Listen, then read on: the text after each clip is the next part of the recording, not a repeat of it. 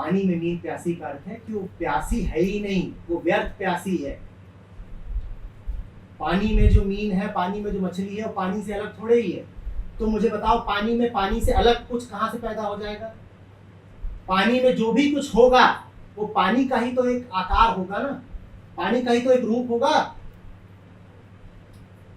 इशारा समझना, पानी में कोई विजातीय तत्व तो आ नहीं जाएगा, कोई फॉरेन एलिमेंट तो कहीं से आ नहीं जाएगा। पानी में जो कुछ है वो क्या है? वो पानी है। अब पानी ही आकार ले लेता है। पानी के क्या आकार है? समुद्र में, तलहटी में पेड़ पौधे भी होते हैं, वो पानी का ही आकार है। मछलियां हैं, वो पानी का ही आकार है। इशारा समझो, हम जानते हैं कि पूरी तरह पानी का आकार नहीं है।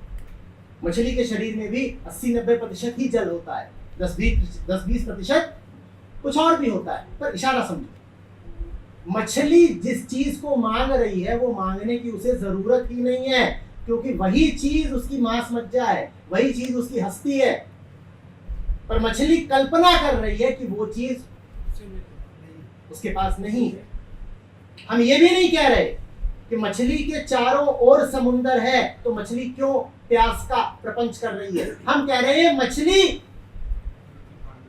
ही समुंदर है, मछली के परितः समुंदर नहीं है, मछली ही समुंदर। अरे मछली ही समुंदर है तो पानी काहे को मांग रही है? ये तो ऐसी बात हुई कि जैसे पानी प्यासा हो और पानी कह रहा हो कि पानी दो, पानी दो, पानी दो। बात समझ में आ रही? तुम्हें जो चाहिए, जिसकी प्यास कि तुम घोषणा करते हो, वो कोई और नहीं हो, तुम ही हो। पानी यदि पानी मांगे तो किसको मांग रहा है? खुद को ही तो मांग रहा है। तो तुम भी जिसको मांग रहे हो वो कोई और नहीं है, वो तुम ही हो। तुम प्यासे हो किसके? तुम प्यासे हो अपनी पूर्ण अभिव्यक्ति देखने के। हम ऐसे हैं जैसे ये स्पीकर है, और इसमें तमाम तरह की धूल भर दी जाए, कचरा ही कचरा, और इसके तार एंड बंद कर दिए जाए। अब इसमें से आवाज कैसी निकल रही है? आवाज कैसी निकल रही है? घुटी हुई, जैसे गला पकड़ लिया गया वैसी आवाज आ रही है इसमें से। पीछे से बोलने वाला तो कुछ भी बोले, क्या पता अमृत बरसा रहा हो, लेकिन अभिव्यक्ति नहीं हो रही। संदेश आ रहा है पर अभिव्यक्ति नहीं हो रही। हम अभिव्यक्ति के प्यासे हैं, उसी के लिए जी रहे हैं, उसी के लिए तड़प रहे हैं। हम जानते हैं कि हम क्या हो सकते थे, जो हम हो सकते थे वो हमारे दिल में बैठा है, और शरीर इसलिए था ताकि हम जो हो सकते थे उसकी अभिव्यक्ति हो, एक्सप्रेशन हो। जैसे तुम्हारे सीने में कोई बैठा हो जो नाच सकता हो खुल करके, लेकिन तुम्हारे बाजू, तुम्हारे हाथ, तुम्हारा तन नाचता ही ना हो, तो कैसा अनुभव करोगे? कैसा अनुभव करोगे? वैसा ही जैसा पूरी मानवता करती है, घुटा घुटा।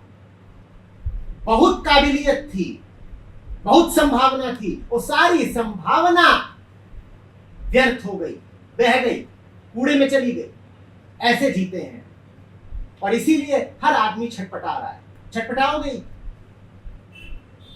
तुम्हें जो होना था, जो होना स्वभाव था तुम्हारा, नियति थी तुम्हारी, उसकी जगह कुछ और हो गए हो, और जो हो गए हो उससे तुम्हें चैन मिल नहीं सकता, तो परेशान तो रहोगे। और क्या होना है तुम्हें? कुछ और होना है? नहीं, होना तुम्हें वही है जो यहां बैठा है, जो तुम वास्तव में हो, पर तुम कुछ और ही बन गए हो। अध्यात्म की सारी प्रक्रिया इसीलिए अनबिकमिंग की है, अपने आप को कम करने की, छांटने की, मिटाने की है। जैसे मिट्टी में से सोना निकाला जाए, सोना कहां से आता है? मिट्टी से ही तो आता है, खनिज, ओर, मिनरल। और जब उसको खाना जाता है तो तुम्हें क्या लगता है? चकमक चमक रहा होता है, वो कैसा होता है? कैसा होता है? कभी किसी ने कोई खान देखी है, खदान देखी है, माइन देखी है किसी ने? उसमें से जो चीज खन के आती है वो कैसी होती है?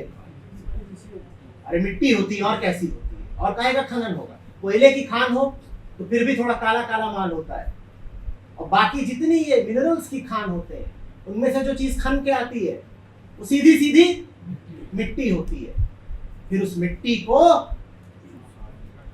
रगड़ा जाता है, घिसा जाता है, परिष्कार किया जाता है, रिफाइनमेंट, उसे तमाम तरह की प्रक्रियाओं से गुजारा जाता है। उसमें जो व्यर्थ माल है उसको हटाया जाता है। और क्या है पूरी प्रक्रिया?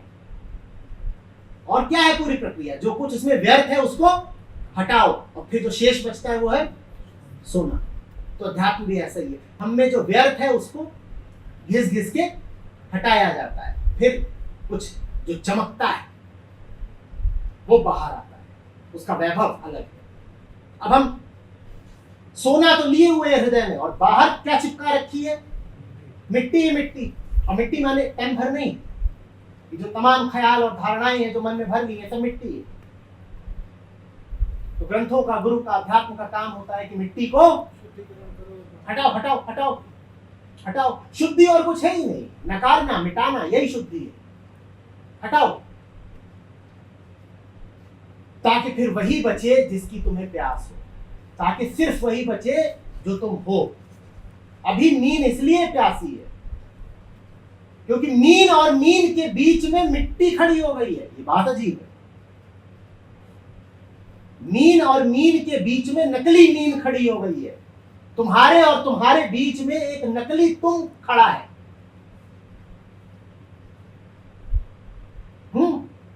फाउंडेशन में चाबियों के छल्ले बनते थे साल 2 साल पहले, उसमें से एक छल्ला अचानक याद आ गया, उस पर लिखा था, is there anything that stands between you and you except you?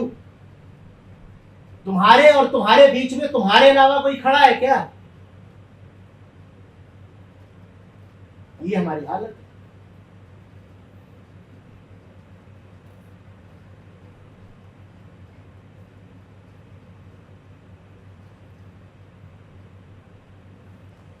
जब तक तुम अपने आप को पूरी उड़ान, पूरी अभिव्यक्ति नहीं दे देते, जब तक तुम टोटल एक्सीलेंस और टोटल एक्सप्रेशन का स्वाद नहीं चख लेते, तुम्हारी शक्ल मुरझाई हुई रहेगी और तुम्हारी आंखों में शिकायत ही रहेगी।